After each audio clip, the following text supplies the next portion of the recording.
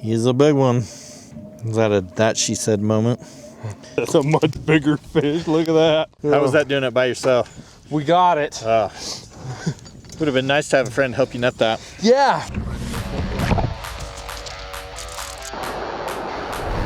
So we're going lake trout fishing. That's got to be a Coke too.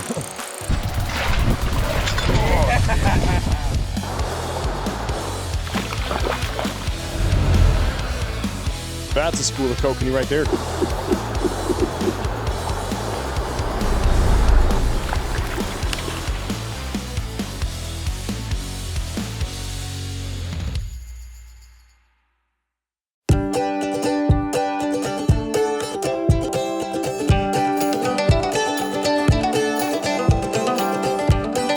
So we just launched up near Greenriverflyfisher ferry crossing, and we're gonna see if we can't catch a couple lake trout this morning.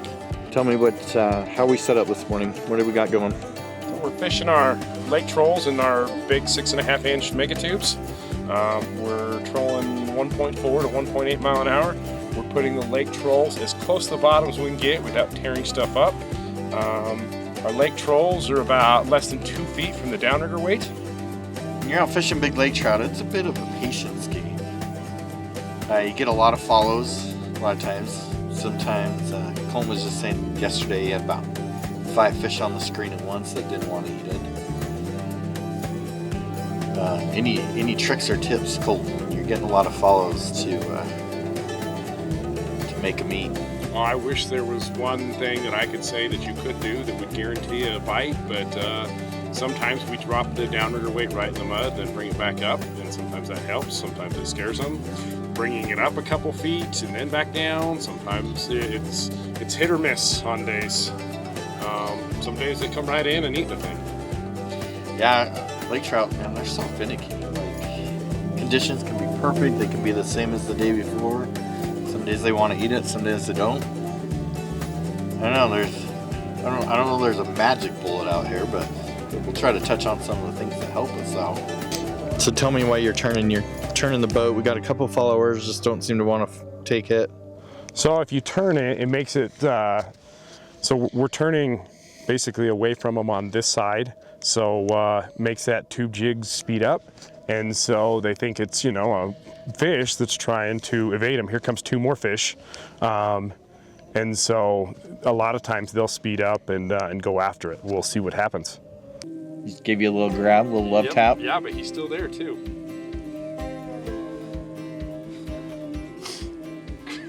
Did you see that? He's still coming back in for again. Coming again for another little love tap, little bite. Oh, I've hit bottom right there. Oh, okay.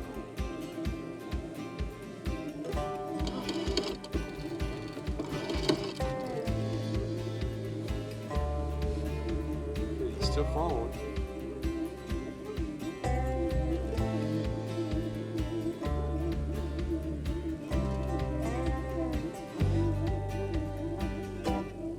Drag him bottom a little more. Yeah, I'm still hitting bottom.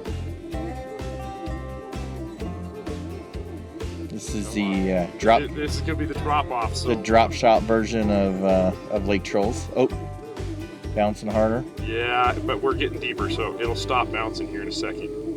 I'm just hoping he'll bite it real quick. Now take it. Once it comes off the drop.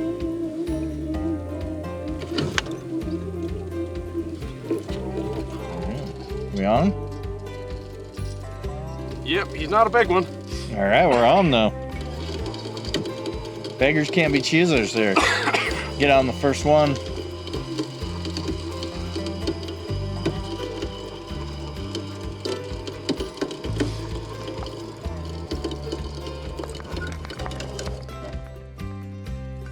He's a little one.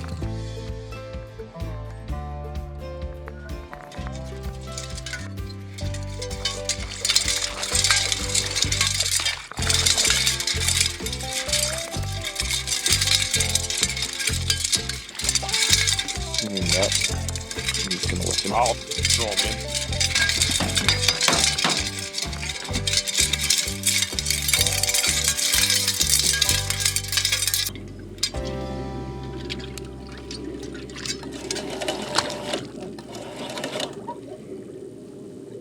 what are the advantages to trolling? Cover a lot more territory, you know, fairly quick, whereas jigging, you're going from one spot to another spot to another spot looking for fish, and this way you could look at fish in several hundred yards in an hour. So really, trolling is about covering as much water.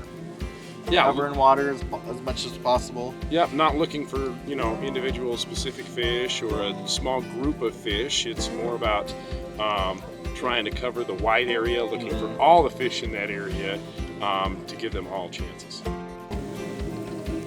Yep. A little better size on this one. I can't tell. I hope so.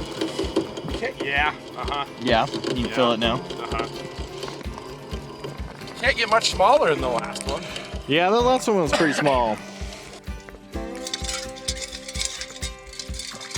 This is probably 7 or 8 pounds.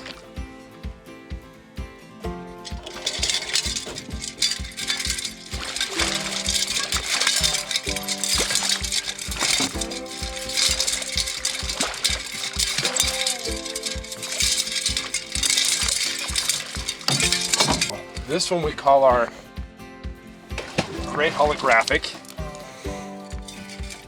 Got a dark gray on top and then a silver on the bottom. What kind of bottom are you looking for? I feel like out here right now we're on a pretty smooth bottom at the moment. Most of the time I fish flats, but once in a while you will find big lake trout on, you know, rocky areas, on, you know, right on the edge of a drop off. But yeah, normally we fish like a contour line, and we're just fishing a flat surface. Here comes a fish. What are some of the ways that you learn to find these flats? You have maps, apps? The maps on, you know, most of your fish finders nowadays has a decent contour to where you could just troll one and see what happens. If you're not finding fish, either move to the next shallowest or deepest, depending on time of year and stuff like that, and just follow that contour. Eventually, you're going to find fish. Gotcha. So basically, what you're looking for is a contour at a certain depth. So like this morning we saw about 70 feet, right off the get-go there was a fish. So it maybe started at 70 feet, you're not finding them, drop to 80 or up to 50, something like that. Is that what you're saying? Yeah, and even this time of year, you could follow, you know, contours in the 30-foot range, 20-foot range. I necessarily wouldn't start in the 20-foot, but I have no problem this time of year starting in the 30s and 40s. Yep. Kind of getting towards the mid part of April, so probably still don't have much of a thermocline going on out there. So the fish will be. The fish are going to be all over the place, right? They're going to be feeding on rainbows in the shallows. They're going to be feeding on kokanee in the, you know, the deeper waters. They're going to be all over this time. Yeah. So yeah, because I'm guessing the lake's probably not stratified right now at all. We're still fish are going to be anywhere. So as you get more experience out here, it's just you see a fish market. You can mark locations where you start to see them more commonly on your fish finder or your live scope. Slowly but surely, it's a decent fish. Yeah, that's not bad size. I would say high teens, low 20s. If we could just get him to bottom. No, he's backing off. Yeah, he's disinterested here.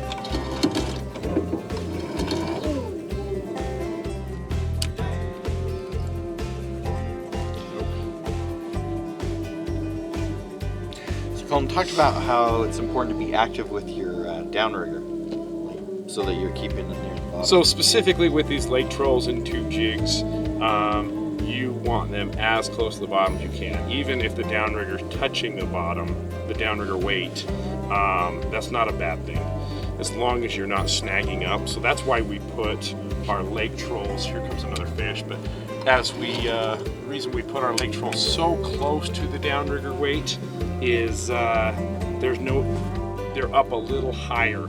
If you let out a bunch of line and then clip it on there, your lake trolls are going to be deeper than your downrigger weight, and you'll snag up more times than not. Gotcha. So the proximity is important right there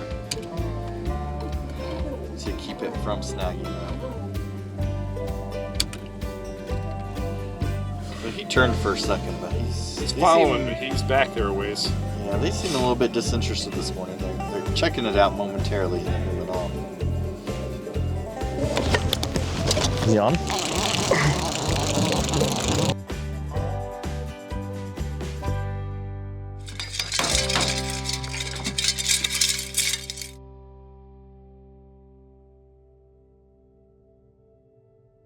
All right, you guys, day one, we were out more on the Wyoming side. Didn't go super great for us. We did catch fish. We caught kokanee, we caught lake trout, but they just weren't the size lake trout we were looking for.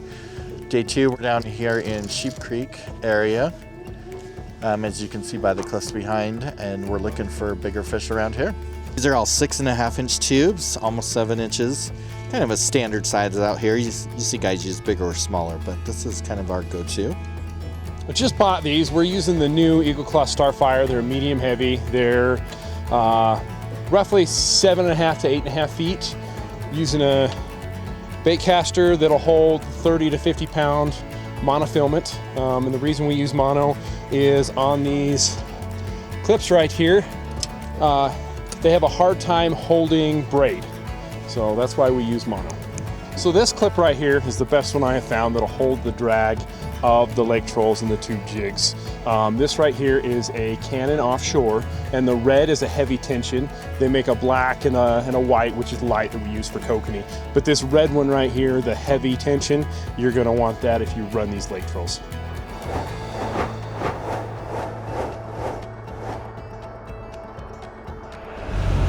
Yep, that's a fish. I'm gonna kick it neutral.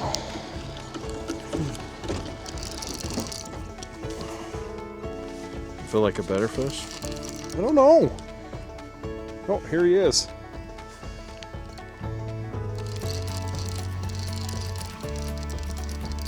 Yeah, not bad. He's not bad.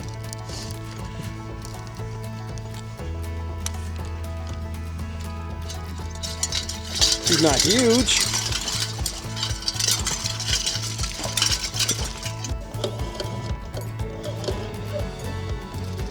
When you're doing this right, you should be constantly going up and down, staying on the bottom or as close to the bottom as you can get. When you come up, you should really tighten in that slack, because if there's too much slack out, they'll get tangled in the lake trolls.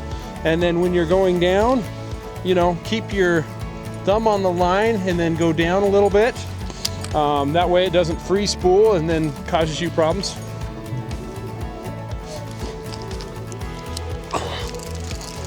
I got him.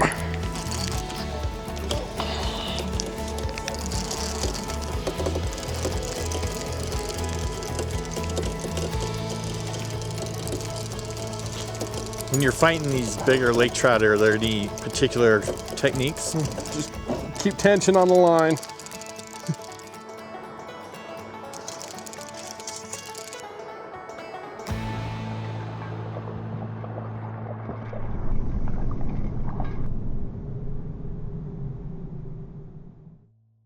Is that a that she said moment?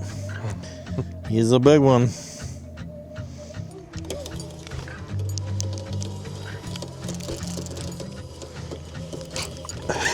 This is a better fish. Yeah? Yeah. Feel it? A good friend would help you, but I'm filming you instead. Okay. So this is feeling like a bigger one? Yeah. Too bad you don't have any scenery around here for this one.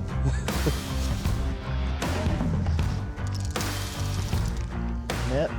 Yeah, if you just want to bring it right here and I'll... That's a much bigger fish, look at that. Oh, come on.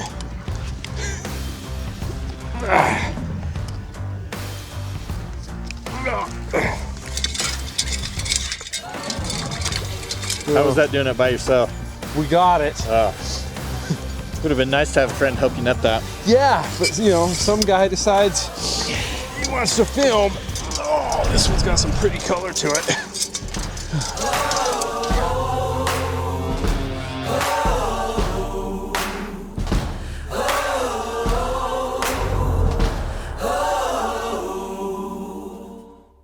was a great fish to end on. Thanks everybody for watching. If you have any questions, put them in the comments below. We'll do our best to answer them. Just as a reminder, in a few weeks we have the Flaming Gorge Fish Derby coming up. You can register at flaminggorgefishderby.com. There's multiple species and tens of thousands in cash and prizes. Also check out one of our local guide businesses, Flaming Gorge Resort. If you're not sure that you want to do this yourself, hiring a guide is a great way to do that. The guides at Flaming Gorge Resort will not only get you on fish, but they're also great guys. Another thing I love about Flaming Gorge Resort is they're family owned and operated, and they deeply care about our community and give back all the time. Check them out. This series is made possible by Utah Tourism and the Flaming Gorge Chamber of Commerce.